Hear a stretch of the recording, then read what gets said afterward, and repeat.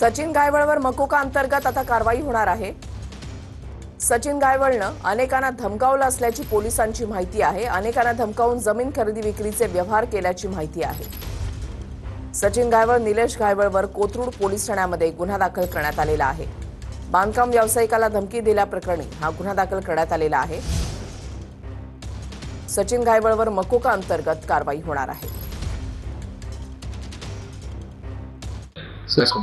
फिर्यादीने तक्रारदाराने ज्यांची नावं सांगितली आहेत त्याच्यामध्ये निलेश गायवळ, त्याचा भाऊ सचिन गायवळ, बाकीचे इतर काही साथीदार आहेत की त्यांनी संगनमताने मिळून त्या ठिकाणी त्याला धमकावून फ्लॅट ताब्यात देण्यास भाग पाडले आणि काही त्या ठिकाणी त्याला शिव्या करून आणि त्या धमकीतून दुसरा जो नातलग आहे त्याच्या मार्फत तो त्याचे भाडेपण जे आहे भाडेकरी दुसरे भाडेकरी ठेवून त्या भाडेकरूंचे पैसा सुद्धा यांच्या गॅंगमध्ये लोकांकडे उदा होता। त्यांनी सुद्धा एक बिल्डिंग बांधली होती आणि त्या बिल्डिंगचा अवैध कब्जा करून खंडणी माफ करण्याचा प्रकार आहे त्याच्यामुळे